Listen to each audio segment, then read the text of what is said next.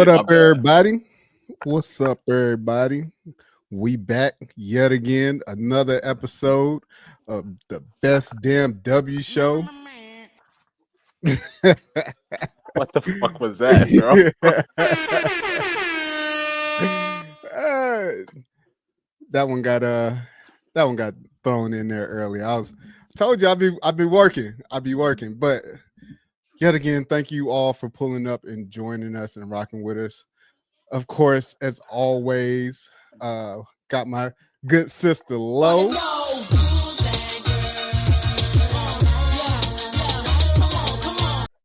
Yeah. I'm fucking with it. I'm fucking with it. And of course, I got my good brother Nick. Hey, I fuck with that. I ain't gonna cap. I had a Nick. I had another one for you. Oh, hey, save it for next episode. We gonna test I had them out. another one for you, but no, I appreciate everybody pulling up as always and rocking with us. Of course, you know we got some good shit for you today. Of course, you know all the game ones happened over the weekend. Some more stuff and some more stuff. But oh yeah, also shout out to our dog Jay with the janky internet. Comcast doing I got dirty, bro. Right. Oh man, he is getting done dirty. I ain't gonna hold you. But shout out to everybody that's rocking with us. Shout out to our dog Jay. But hey, how everybody doing, man? Before we really get this thing kicked off. Can't I'm complain, good. man. I'm not fasting no more. I'm good. I'm a little tired today. Xavier had nightmares last night, so he had to sleep. Man. He had to sleep with me, and we all know sleeping with a toddler is not fun. So back hurts, feet was on my feet was on my head. It was a rough night for your girl. So, you got beat the fuck up, basically. So just bear with me tonight, y'all. Bear with me. I feel you. Good luck with that. What's good with you, Nick? Man, I feel good, man. I'm so glad that Lo is off this fast now. Cause I would be real. Like every time I had a meal, for some reason I thought about Lo. I was like, nah, for real. Sister can't even eat, bro. Like I don't know how she did it because I had days where like I ain't eat till like probably 12, 1 o'clock in the afternoon. I'm angry as hell. Like angry. Man. I'm like, I don't know how Lo doing it. You know what? I had my food. I told you I had my food ready and heated up in the microwave at 11:59. That's so funny, dog. At 12:03, I was on the couch eating, watching the fight, having a ball. Oh shit! Hey, you said you was watching. What you eat again? I ate. I just had PF Chang because I was going to do hibachi, but I didn't think the heat up. The reheat was going to be elite enough. So I knew PF Chang. I knew like the reheat was going to be solid. Yeah. So yeah, like 12:03, I was eating. I didn't eat that much because I knew it was probably gonna hurt my stomach, but it still hurt my stomach. I was like, "Fuck it, I'm about to eat more, bro. I don't care." How long? You got to power through. Yeah, you got power through. You said what, Nick? I was say how long was your fast? Like what? 3 weeks? Yeah, 21 days. Oh yeah, they talk bad about me. I ain't gonna say y'all talk bad about me, but Lo hit me with a good one, and guess what? I need this though. It was a long day today, dog. I ain't gonna hold you. I feel you, bro. It was a long day today. But I feel you. But nah, hey, shit, let's get into it, man. Let's get into what up, everybody in the chat? Look at that show, Lo and the Lowettes. I'm crying. Lo and the Lowettes is crazy. It's insane.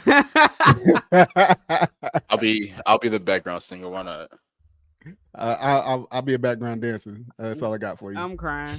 And I got a mean 2-step. I got a mean 2-step for you. But hey, what we want to start, man? We had some. I know where we want to start. I got a story for y'all. I want to start. We're gonna start with what's around New York and Phoenix. So I got a story for you guys because after what I saw on Sunday, I started thinking back. So this happened. I was like in first grade, and I used to hang out with this. It was like this little white girl named Abigail. She was mad cool. She was a tomboy or whatever. So she used to hang out with the homies. So one time we chilling at recess, and she was like, "Nick, do you believe in unicorns?" And I'm like, "I ain't never heard of a unicorn. I don't know what that is. Like, you gotta tell me what that is." And she was like, "Oh, it's just like a horse but prettier." And I was like, well, "I ain't gonna lie, I ain't never seen a unicorn, so I don't know if I can necessarily believe in that." So, well, I take that back. I believe in God. I ain't never seen God. So, hey, you can believe in stuff that you ain't never seen. But then years later down the line, I'm at a bar and I'm watching a Oregon game, a college Oregon game, and I see a unicorn on the floor, and I'm like, "Yo, what the fuck is that?" So then I'm sitting next to this girl next to me. She was all hyping the game and everything. So I was like, "Yo, who's that?" And then they're like, she was like, "They call it Satu," and I'm like, "Satu, okay, cool." So I'm thinking to myself, I'm like, hell yeah, like now I believe in unicorns now. Oh shit, maybe there is a unicorn that does exist. And then this Sunday I saw Satu and I was like, that ain't no goddamn unicorn. That's a goddamn donkey, bro. 2 for 17 shooting in game one, just nasty. And I put the loss on her. It's called what it is. I put the loss on her. And I get it. Shots ain't gonna fall every game. It's the first game of the playoffs. You know what I'm saying? You got early jitters and everything. You know, there's high expectations for Phoenix, especially when you consider this new revamped team with Alyssa Thomas, Satu Sabali, Dewana's now back with the team. You still got Kalia Copper in her second year with the team. So I understand that there are expectations heading into this postseason, especially when you look at the history of the Mercury and everything that they had to accomplish. But it wasn't even the shooting for me. It was the forcing the issue and just bad shots, making bad plays, turning the ball over. Like, I understand your shot not falling, but you got to find other ways to be effective. Like, you know what I'm saying? Like, make the right pass or sit a good ball screen. Do whatever it is that you got to do to help your team win. Because as bad as that game was, I mean, let's just be real. I mean, we watched the game on playback, and it was a horrible game on both ends of the floor. But even though that was a bad game, Phoenix was still in contention to potentially win that game. They came back like late in the third quarter, took the lead. They had the lead for a good amount of the fourth quarter. So that game was winnable for them. But instead, we see Satu putting the ball on the floor, taking bad shots, making bad plays. That's what cost them the game. And even when they still had an opportunity to win it in overtime, you still see her getting into the bad habits. And I saw what Nate Tibbetts had to say about her even after the game and say, "Hey, I thought Satu played well." And I'm like, bro, there's no way that we saw the game. Who the fuck was he watching? That's what I'm saying. Like, there's no way that we saw is there somebody else named Satu that exactly. So I'll be wrong. Put it on her. Now, look, like I said, Phoenix didn't really play that well overall on Sunday. But when you have a home game like that, especially in the first game of the playoffs, you got to be able to win that game. And now it's difficult because now you got to go to Brooklyn, which they do play tomorrow, and you got to try to find a way to win a game against the defending champs on their home floor. Now, look, I know that Stewie, I think, is still a game time decision, so we're still waiting on her update whether she'll play or not. But it's going to be difficult for them to try to get that win. So now all the pressure's on Phoenix to try to possibly get a win in the series.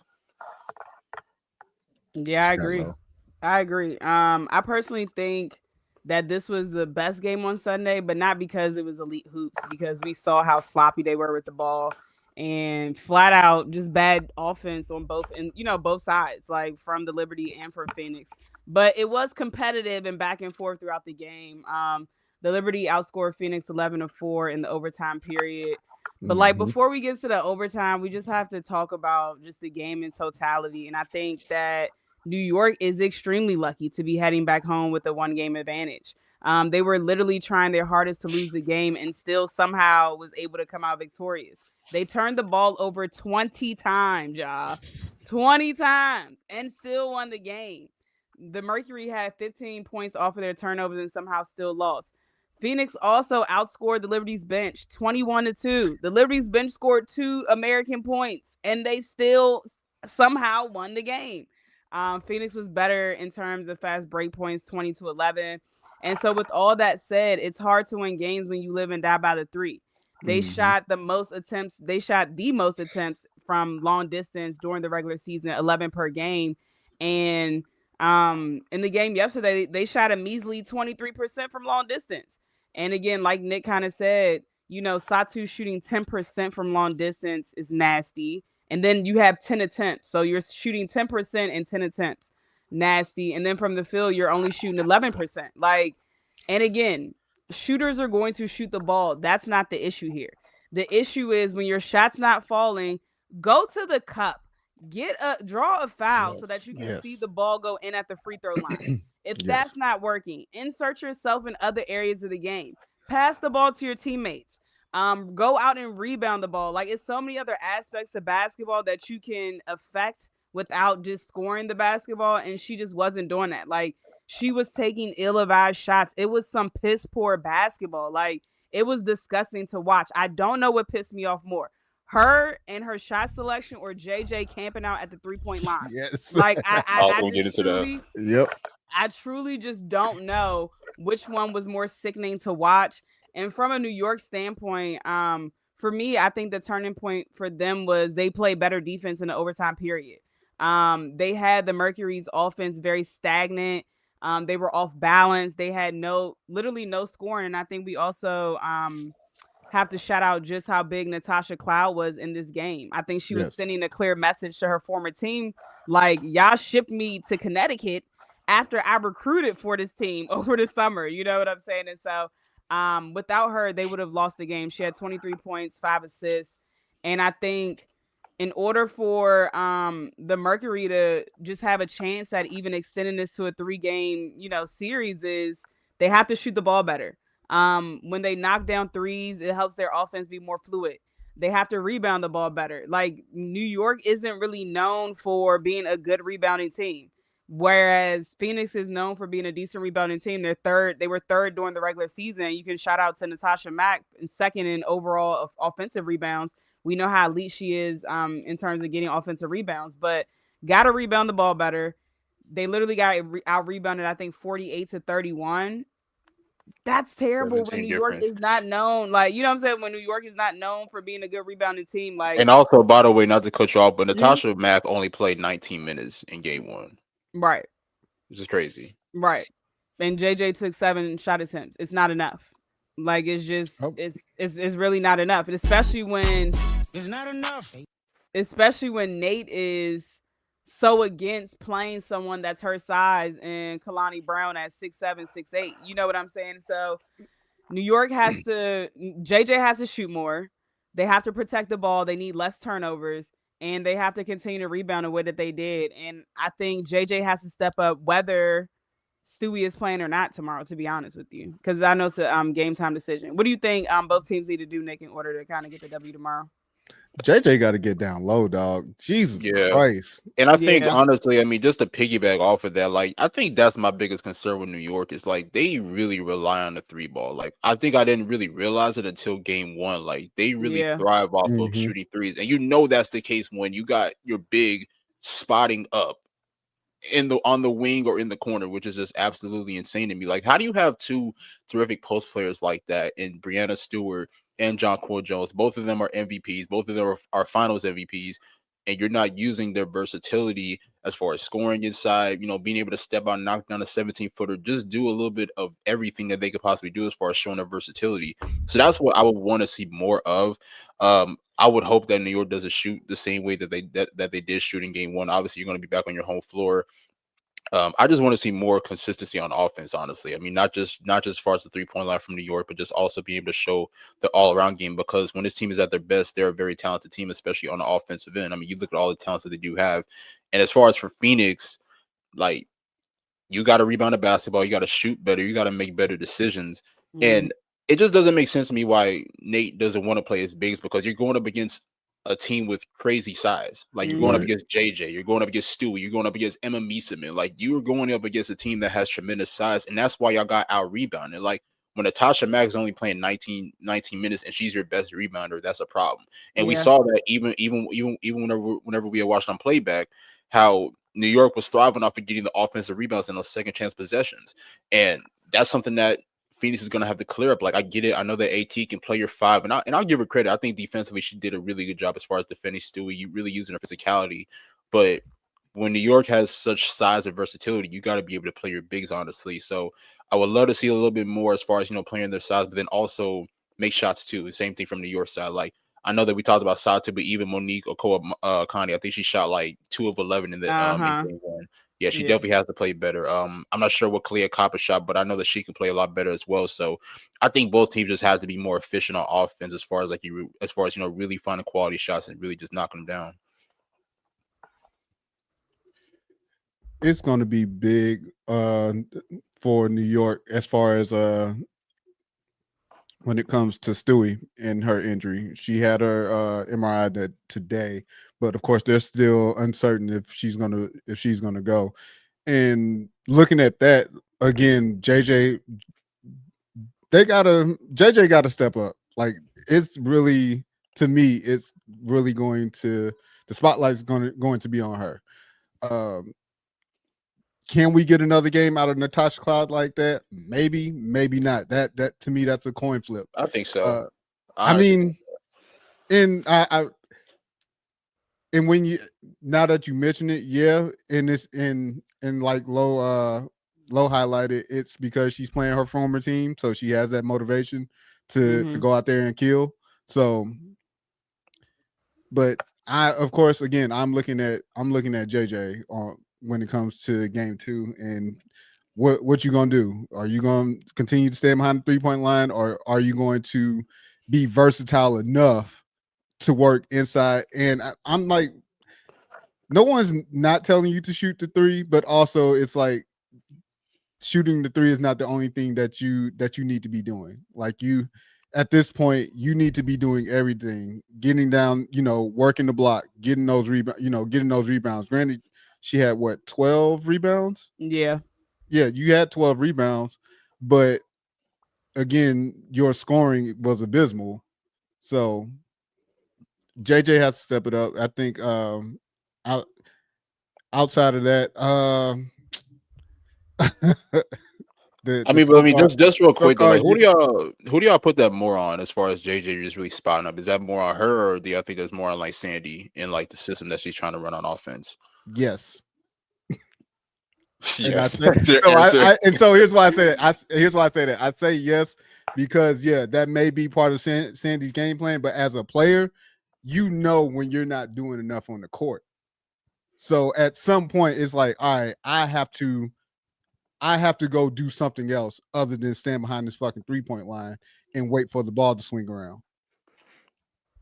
But it's just so insane to me because it's like I felt like that was their formula as far as winning a championship was allow JJ to establish herself underneath the basket and just impose her will underneath. Like that's how they beat Minnesota last year. Like when she had matchups against Atlanta Smith, like even in game 5 where they didn't shoot the ball well at all, like it was still Jonquel being able to establish herself underneath the basket and just still be able to score high percentage shots inside. So I don't know why they're going away from that game plan. I get it. I know that Jonquel could be one of the more skilled bigs in the league. I get that. And I'm not saying that she can't shoot 3-pointers, but when you're camping out at the 3-point line, when you could easily be in the mid post, calling for the ball, getting an entry pass, or possibly being underneath the rim, anticipating an offensive rebound. Like when you could do a multitude of things on offense, I want to see your versatility. Like I don't want to see you camping out at the 3-point line. Like even Stewie doesn't even do that as much, in my opinion, as Jonquel. And it allows the defense to pack the paint for Stewie to help defend on Stewie. Right. So it's like, you gotta get out that mindset after a while and be like, okay, I gotta make something happen, at the very least move, hit the block, something in order to help my team out as far as getting the win. But as far as that unicorn that they so-called have in Phoenix, I'm gonna need her to take that bitch to the cup, like Lo pointed out. Like stop taking ill-advised shots. Like slow down. Like I think she rushed a lot. As we all watched that game, she rushed so much. It was like, why are you rushing? Like play within the flow of the game. Y'all were in the game, so it wasn't like you needed any type of heroics. You're in the game. Play team ball. Make the simple plays. Get the easy basket.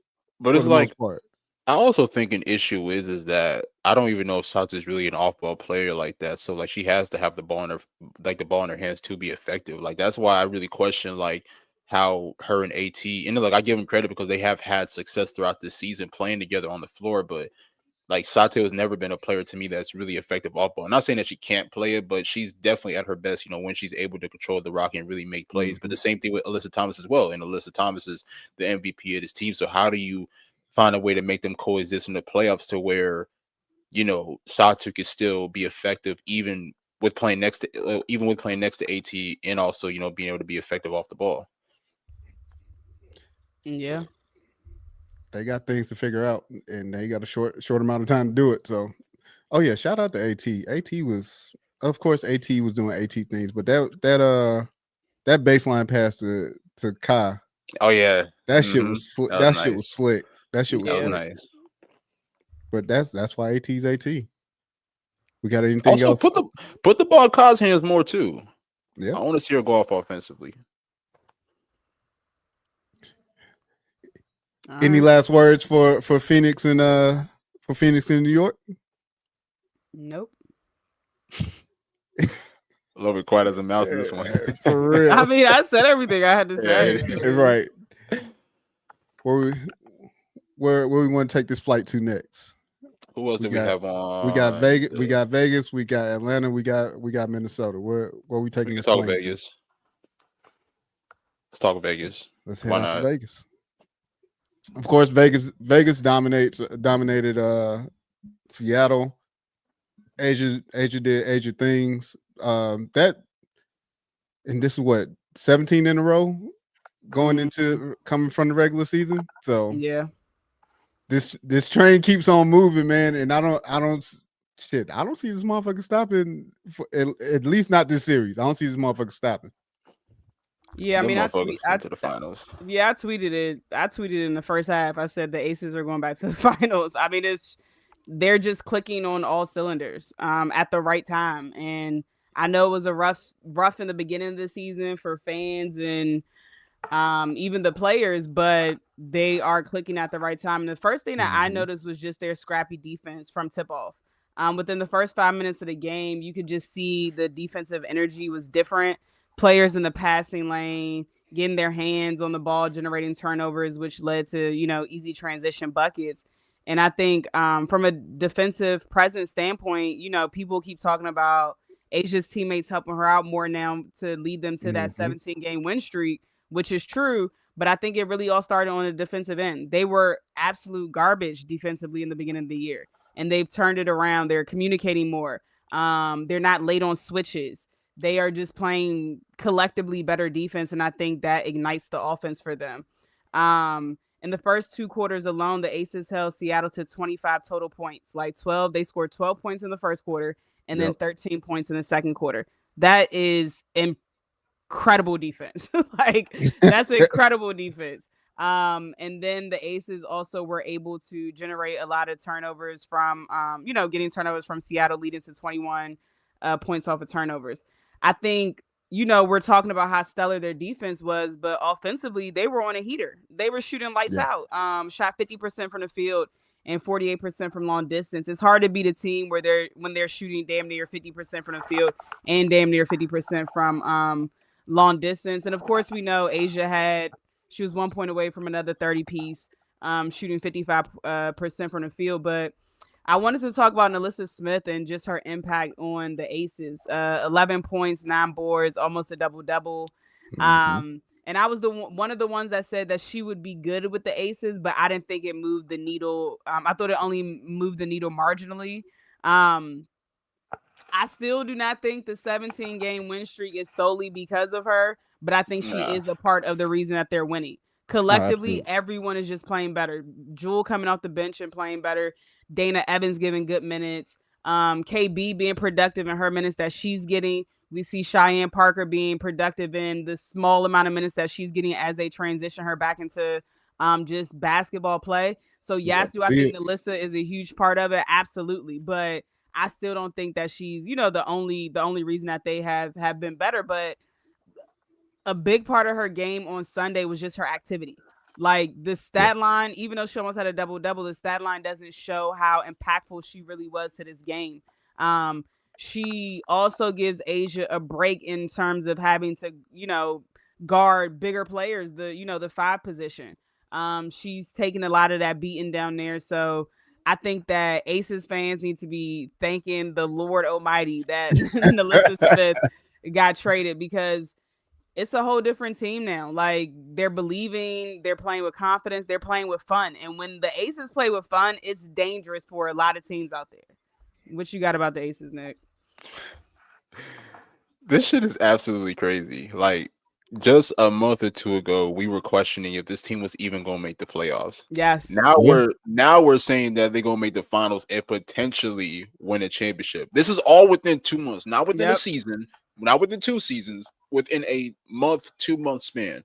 like it's crazy to see this whole turnaround, and it's so crazy because I was even scrolling down the timeline today, and I was just thinking about how everybody was trashing like the other Aces players, like saying that they weren't playing well, or saying like, oh, some players needed to be shipped out and everything, or shit like they need to rebuild and everything. And now I see a lot of haters on the timeline now, like, oh, Asia's playing next to Olympians, she's playing next to champions, and this and that. And I'm like, look, they changing it up now. They changed up the so goalpost quick. move. They changed up so quick, man. But I'll be real, like that game one against Seattle, like that was some tenacious defense by the Aces. And I gotta give them credit because it was picking the passing lanes, it was being physical, just having active hands, limiting easy opportunities in the paint, because I think Seattle's a team that really loves to thrive as far as like, attacking driving lanes. And they limited those, whether it was Slim trying to get to the basket, Skylar trying to get to the basket, or whoever. Like they did a really good job of that. I mean, Alyssa Smith definitely played a role in that. Chelsea Gray has just been so phenomenal defensively, especially with her active hands. And then, of course, like her really being able to guard bigs and really contain her own. Of course, we know that she has size, but she also likes height. So for her to be able to hold her own against bigs and really find ways to create stops, that's been a huge role as well. And then she was down there defending Nneka. I was like, what the hell? Yeah, she was. Yeah, was holding her own, which was crazy. But Lo also mentioned the other players as well, like Dana Evans came off the bench, played solid basketball. Kirsten Bell the same way. Cheyenne Parker. I was saying this the other day. I was like, I think people are lucky that Cheyenne didn't come back around like July. Yeah. Because if she would have came back then, and like you see how well she's playing now within like 3-4 games. Like if she would have had at least a good month on her before the playoffs started, like it would have been crazy, honestly. And I'm really excited to see you like line us with her and Asia together, because I really feel like both of them could really do some damage together. But I think it was just pure dominance when you look at it from the Asia side. Now when you look at it from Seattle side, obviously this is a big game tonight, which we're definitely going to dive into a little bit later. Skylar's got to play better. Skylar can't go scoreless in the first half. Yeah, and I understand that that they were limiting you. They weren't allowing any driving lanes for you, but you still got to find a way to score the basketball. And I know that you finished with 12 points, but like for you to not be effective in the first half, especially with you being one of the leaders of this team, like you got to find a way to come out aggressive in game two.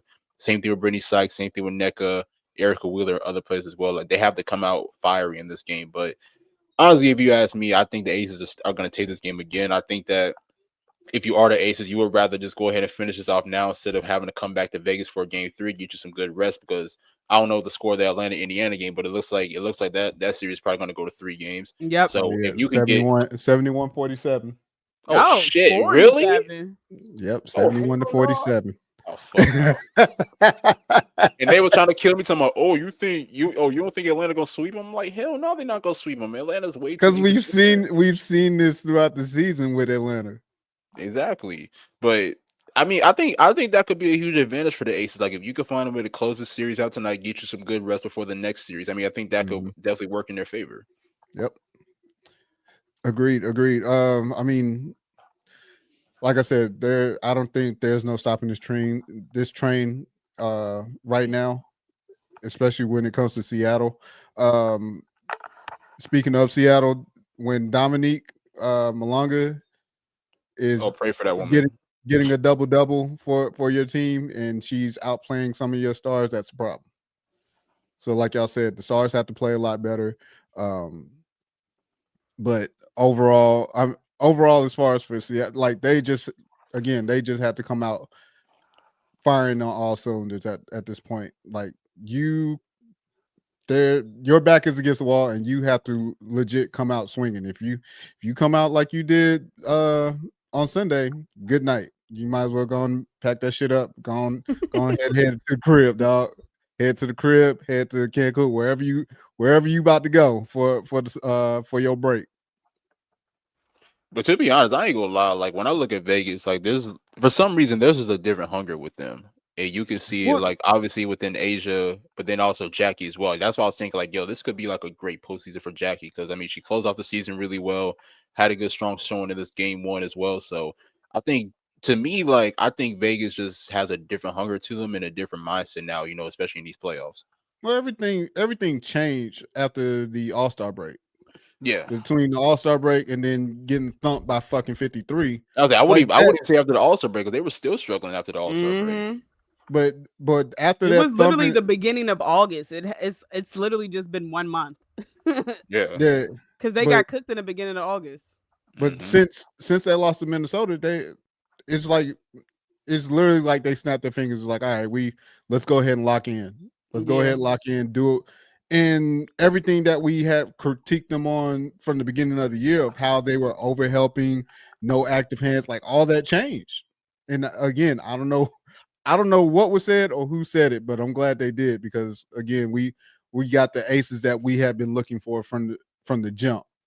Like this is the Aces team that we wanted to see at the very beginning of the year, compared to, I mean, granted, it's great that they have found their stride now. It's just the fact of we all were thoroughly confused when they were losing the games that they were losing in the manner that they were losing them.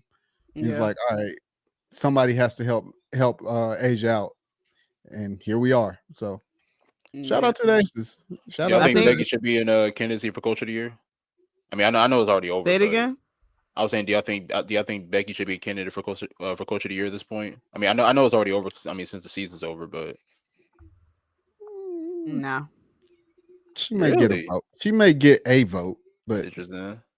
But as far as for it wouldn't be over Carl or no, I mean, of course not, Natalie. No, but I mean, she could be in the conversation for sure. Yeah, that's what I'm thinking too. I mean, she would probably be fourth on the list though for me. Yeah, I agree. Yeah, I mean, because at first I wasn't for it, but then after I saw, like, damn it, y'all really closed the season winning 16 in a row. It's like, it's kind of hard. Yeah, I mean, it's hard to. Yeah, I agree. Yeah, it's hard to not put her there. Yeah. Lostradamus over there, hey, talking about if Asia, well, if the Aces ran the table, pretty much that Asia should be. Hey, it happened. It did, but also I feel like we're getting played to our faces with that. But that's another episode. I ain't even trying to think about it, man. That's another episode. I'm worked up again. You're right. That's another episode. All right, let's move on, man. Let's head down to Atlanta as they're getting thumped. Crazy. As they're getting thumped. This is what I said, man. Indianapolis. I initially said Atlanta in 3, and people were looking at me crazy because they were like, "Oh, they should be able to sweep Indiana." And I get it. I know Indiana's missing a lot of key players, so I'm not against that. They should have taken care of business, especially in this game. But Atlanta, as good of a team that they are, they still have their inconsistencies, and I think that we're seeing those inconsistencies even throughout this game. Honestly, I mean, it's really just they just can't make shots, and when they can't make shots, it's really hard for them to really lock in. Honestly. I do give them credit. I thought they closed the first half on a pretty decent note. They cut the lead down to like 9, I believe.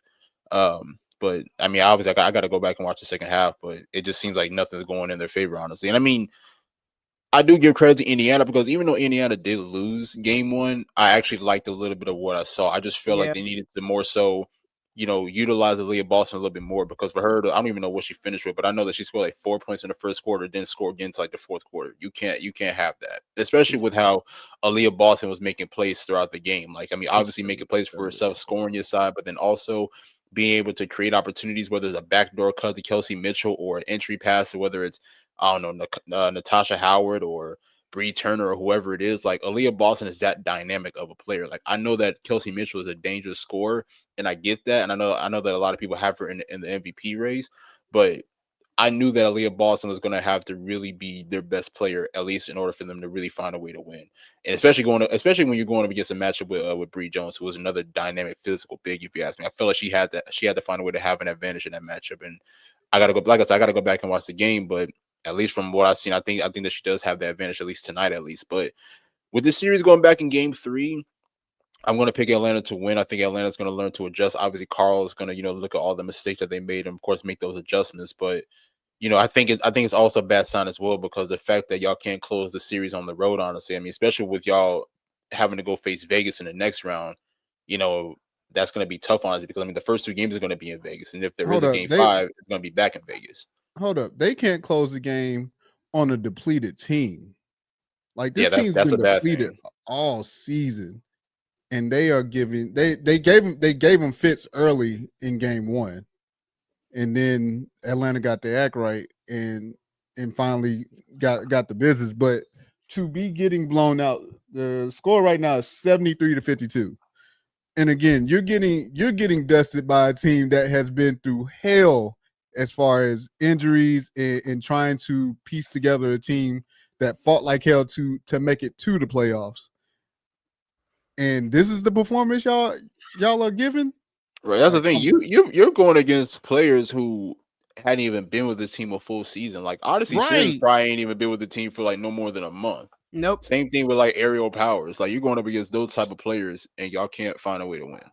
I'm just looking at the box score right now on my phone, and everyone that has played in the game today for Atlanta, they have a negative, like plus minus. It's negative for them. Mm-hmm. Every single person that has played. Ryan crazy. Howard, 3 for 9 from the field, 10 points. She is their leading scorer for tonight with 10 American points. Disgusting basketball, bro. Disgusting. And I understand that the officiating has been shaky, but baby, the officiating has been shaky all year long. When it's playoff time, we can't use that as an excuse. Stop crying and hoop. Like, that's just what it is. 10 points. Alicia Gray, 4 for 16 from the field. Like, this is just inexcusable hoops. 18% from long distance. Like, just nasty hoops, like all together. I was gonna say there's nothing you can say about that. You're right. I mean, it's they lost the rebounding battle. I mean, yeah, they're shooting 50% from the free throw line. They're not even making free throws. Yeah, I think that's the biggest thing there is like they were finding ways to get to the free throw line in the first half, but they just weren't making free throws, which is just absolutely insane to me. Yeah, I mean, that's just nasty hoops. I'm not. Your leading scorer has 10 points. No one on this squad literally has a positive. Like, it's plus minus is literally all negatives. Like, yeah, go ahead and pack this game up. But honestly, now I'm looking at it though, like Atlanta didn't really play well in game 1 either. If you ask me, I don't think they really played their best basketball. It's just because they had to come back, right? Didn't they have to come back? Yeah. Indiana was up. Yeah, they were up early, and then of course, I think Atlanta kind of took control in the fourth quarter, but they didn't really play that well, especially more so in the second half. Like I think Alicia had like 15, 16 in the first, in the first half. She finished with like 20 points for the whole game, so she didn't score that many points in the second half, or didn't play as effective in the second half. Her and Ryan both had 20.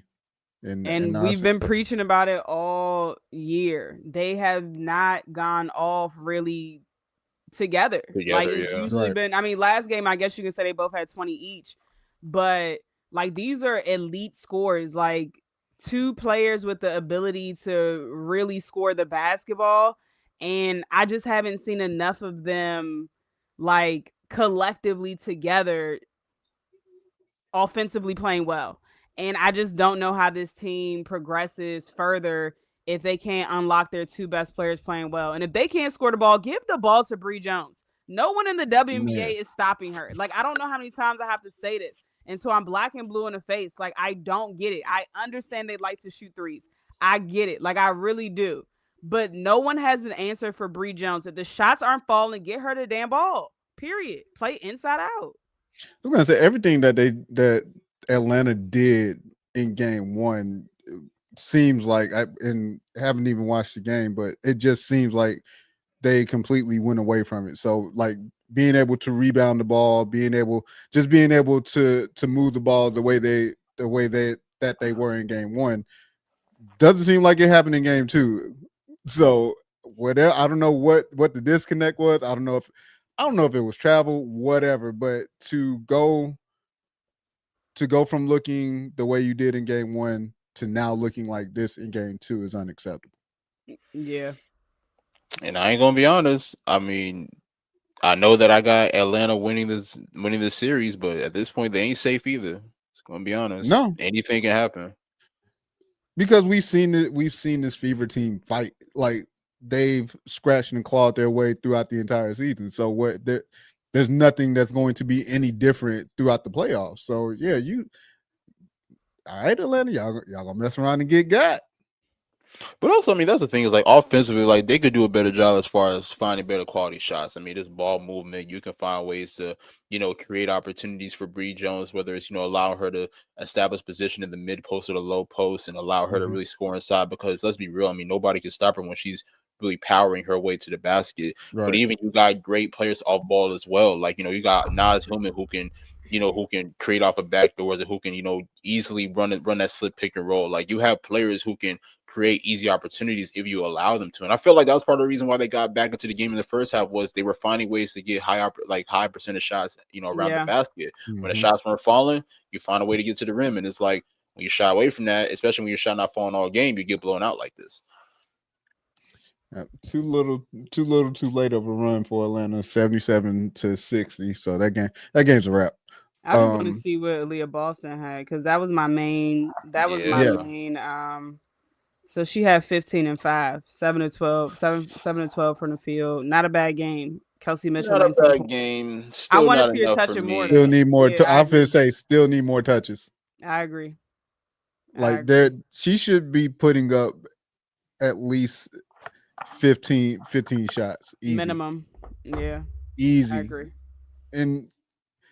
And the thing is, Aaliyah Boston is like she works well. She works well from the pick and roll. She works well in the post. Like she can pass the ball. Like just run it through her. Run it between her and Kelsey Mitchell.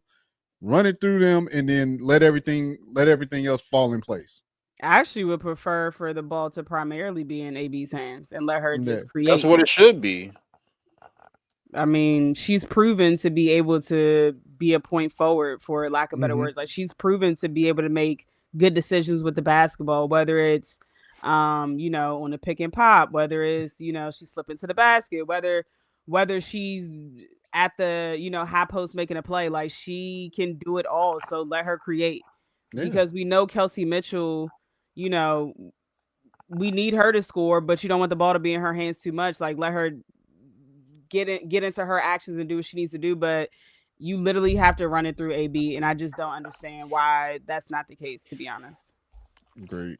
That's gonna be their downfall. Yep. Gonna be their downfall. But just I will say overall, shout out to Indiana. It's resiliency that number one, that they even still made the playoffs with all the injuries that they had.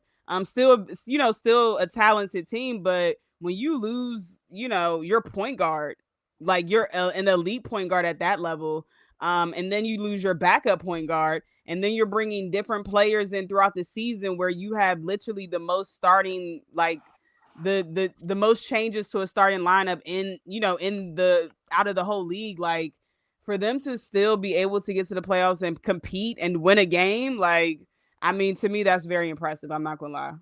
No. Agreed. Yeah, you credit to them for sure. Shout out to Indiana. I have no other words as far as just shout out to them, man, because I don't see any other team. I don't see any other team doing that for real outside of the next team that we're about to talk about here. Good transition. That's Golden State. Although they got handled, but Golden State's another team that came in, and we've apologized and we've given them their props throughout the season for them to be the first expansion team to make the playoffs. But they were the same way. Their team was injured and having to bring in players left and right, having to adjust to different lineups, and they not only did they make the playoffs, but they're the 6th seed. And it's are they the 6th seed? They're the 8th seed. 8th seed. Oh yeah. At one point they would have been. They were. Yeah. I think what happened was somebody won. They ended up losing. They lost to Seattle, I know, last week, and I don't even know if that dropped. I think it was something else that dropped. I can't remember, but it is what it is. But nonetheless, the Lynx took care of the Valkyries in game 1. To me, no surprise, as they've been the most consistent team all season, with or without Fee. And yeah, I mean, this game looked exactly how it was going to, how you would expect it. The better team won. They played better, and Golden State just could not figure out how to get stops, the stops that they needed to even be in this game. Yeah. I mean, I think it's not really a ton to say about this game outside of Minnesota. We'll be wrapping the season up on Wednesday. It was a true belt to ass situation. The Valkyries hit some early threes. and they were even up at 7 in the first quarter. But outside of the first quarter, the Valkyries didn't score more than 20 points in the last three quarters.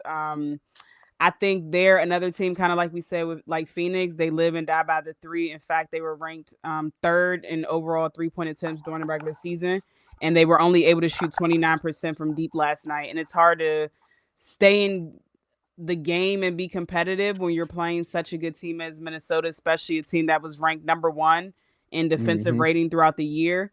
So it went how I expected it to go. I thought they would be a little bit more competitive, but I mean, Minnesota is the number 1 ranked team for a reason. So my things that the Valkyries have to do in order to make it competitive next game is shoot the ball better. I mean, their shooting dropped after the first quarter. They shot well in the first quarter, and then their shooting percentages dropped. Protect the ball. They had 16 turnovers. 16. And when you play a team as talented as the Lynx, you have to minimize your mistakes, or you're going to get ran out the gym like they did. They have to defend the paint better. They lost the battle 44-18 in regards to points in the paint. And then the last thing is they just have to rebound better. The Lynx outscored them 36-26. So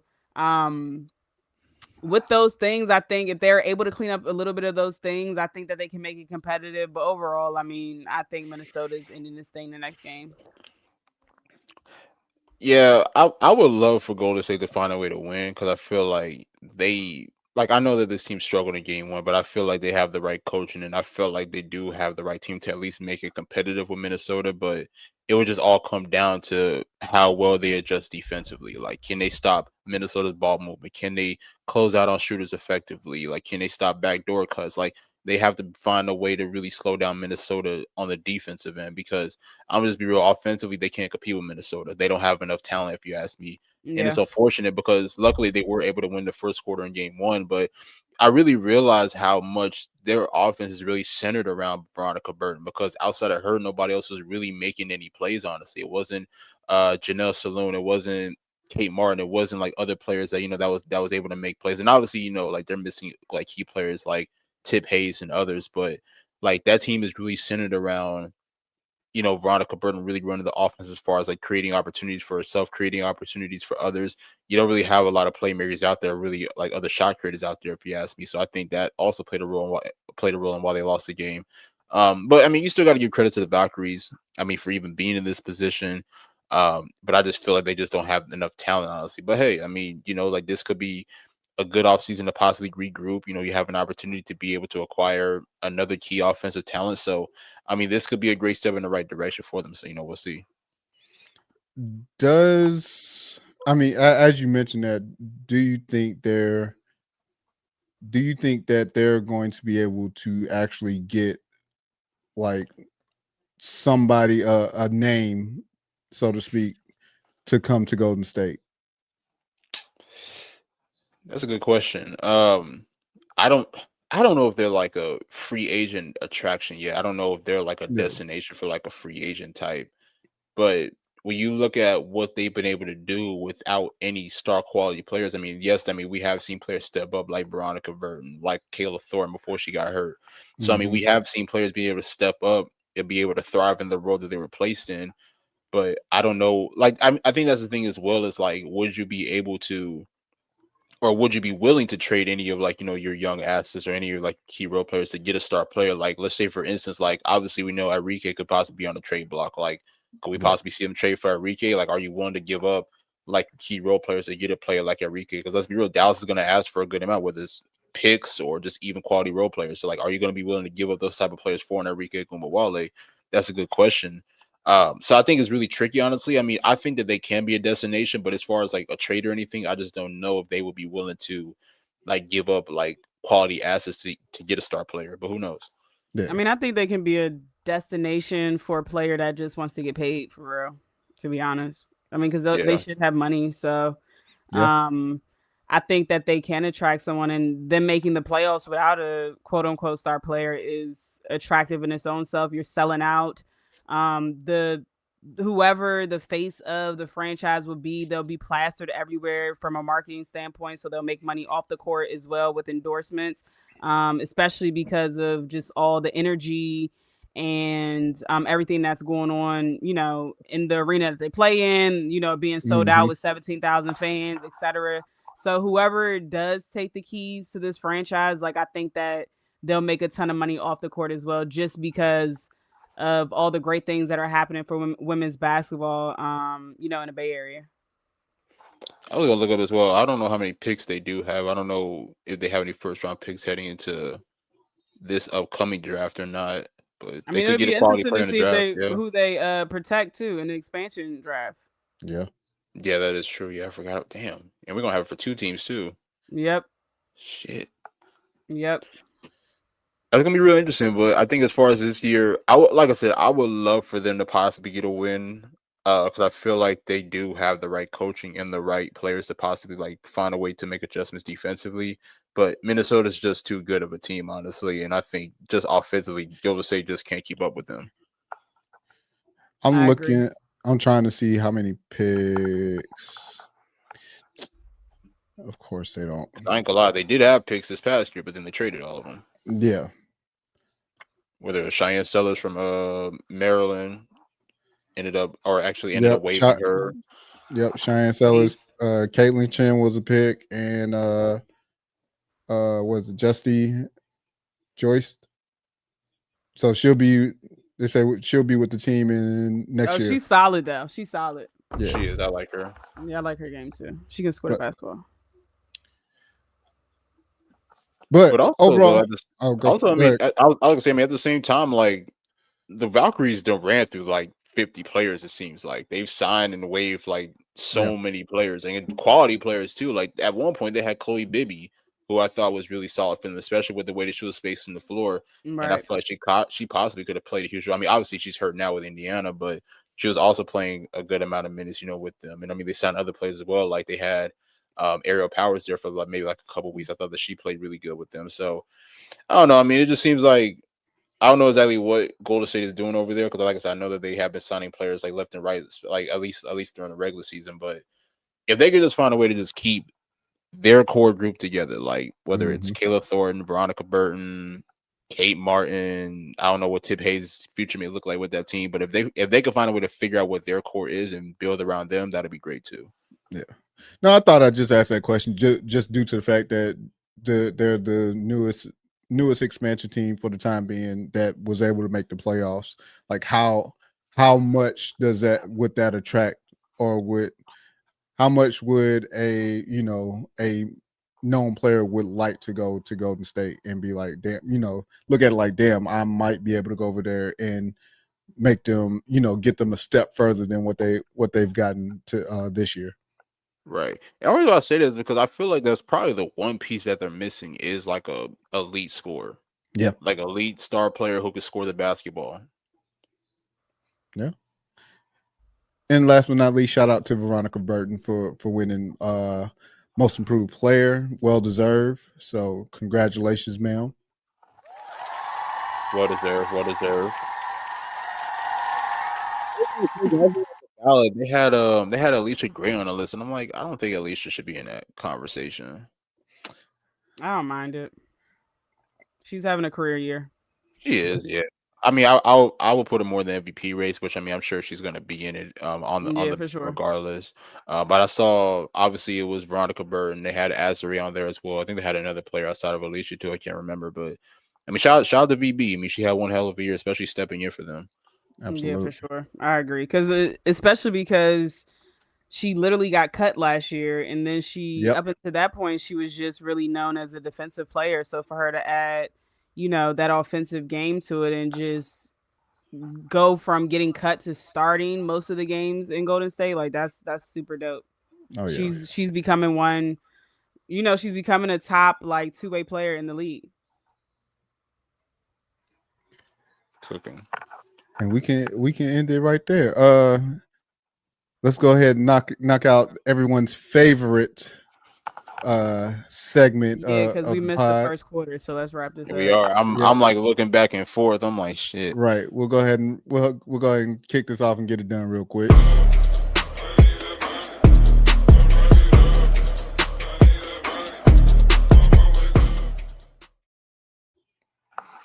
Nick, I saved you. I was gonna fuck with you, but I did not. I saw what you had up there too. I'm crying.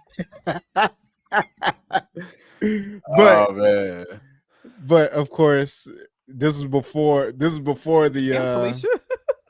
This is the makeover. Yeah. I wasn't finna do that one. I ain't gonna lie to you. This is typical Tish. I'll give it an 8. I'll give it a 7. I ain't mad at it. I'll give it a 7. That's damn, Felicia. Straight 0. Yeah. What you not? What is it? What is it, Felicia? Like, what don't you like about it? I give it a 6. I mean, shit. That looked like some shit I work out in. I ain't gonna hold you. That's her style. I ain't gonna hold you. Yeah, that's her style. That's her thing. So I get it. Felicia not rocking with it. Not feeling it. She made me mad. But also, if he dresses like a what? Hold on, she dressed like a what? A mother. What that mean? A mother. What does that mean, Wiley? You can look when you look at some of Fee's fits, you be like, oh yeah, that's a mom. That's a mom. That's why I say the left. I feel like I'm low key getting straight. No. I mean, I ain't seen you fit it up, so I can't judge. But Fee, because I'm like the left looks like, you know what? Yeah, wholesome, and then the right, I don't know what we're doing here. I'm not gonna lie. I thought the left was Bree Jones for a sec. That was like Bree Jones. That was it. I rock with the right though. I don't know why the right's kind of give me like J-Lo vibes. I don't know why. The left is a 3. Trying to push the limit. The right, I'll give her. I'm not a huge fan of the pants. Yeah, I'll probably give her like a 6. Bodysuit with a vest, like the bodysuit with a vest. That's what's throwing me off. The bodysuit. I'm gonna give the right one. So I gave the left one a 3. I'll give the right one a 4.5. I'll give the left one a 3, and I'll give the right. I'll probably give it like a 6. We'll go 3 and a 4. I ain't have nothing. Who is that? Timmy? Oh shit, my bad. Who is that? Timmy? Yeah, Timmy. Yep. I thought this was nice.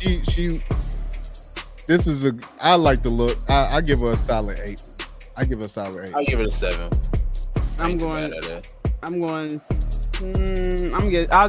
as well. Yes, y'all. It's Timmy. I mean, ain't she from like overseas or whatever? Yeah. I would say yeah. So this is probably like her culture.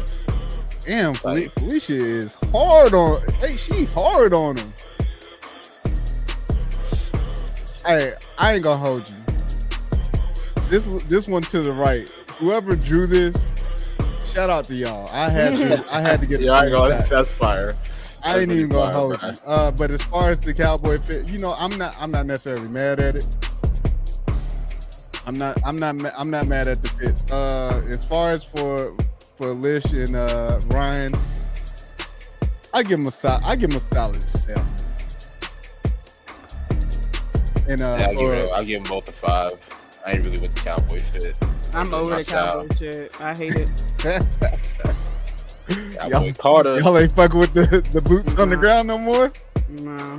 I like Nas' outfit the best, but yeah, Nas is standing out. That's why she's in the middle. I give her a 9. She was great. Yeah. Who's that? Who is that? I am trying to. It looks like Minnesota. Yeah, it's Minnesota. Logo. It's not K-Mac. No. I just said because lights. But anyway, what the fuck is that, yo? Like, I had to go back and look. But either way, as far as for the fit, I give her a 6. I'm going 4. Hate the cheetah. I give her a 6. It's not bad. I'll give it a. I'm gonna be nice. Give it a 7. What up, Tom? Y'all must just be looking at the abs, cause I mean, look, I'm being generous, okay? I'm being generous, Lo. Let me cook. Dejanay, I'm going 10. 10 always. Yeah, you can't get mad at Dejanay at all. I did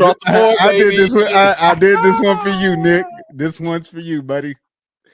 Yeah, you might actually these last two are for you, Nick. These last two are for you, solid bro. 10. Oh yeah, I'm gonna give this one. I'm gonna give it a 9. Hate the pants. Overall, I'm gonna drop down a little bit. Give it an 8. She looks great though. Like you said, she does look great. She looks amazing. She looks great after having a child. Absolutely, man. Pants. I hate the pants though. I think that's the style now though. A lot of people are wearing those kind of pants now. Yeah, Kalani look chocolate drop, man. Here we go. Hey, no sexualizing the players, sir. Never that. We professional here. Hey, that's we got anything before we sign off? We got anything? We got anything? Oh yeah. By the next time, our next show, we'll find out who the MVP is, man. Yeah. Oh, it's gonna be a hell of a day on the app. Yeah. Oh my God. Kathy gonna announce that shit at 2 a.m. again. Facts. Man. I forgot she did that last year. It was like 5 in the morning. Like, I was like, yo, what happened? Right. But thank you everyone for rocking with us as always. Please like, share, subscribe, comment, hit us up. Of course, tell a friend, tell their mama and them to pull up on us. Please subscribe to the YouTube page. Follow us on Twitter. Yes, I'm gonna clown you if you be on that nonsense, but I just like the joke, period. So don't take me too serious. Other than that, hey, we out this bitch. Y'all be safe out there. Oh shit. Wrong music, bro. Yeah. Right. We ain't at a funeral, my boy. Yeah.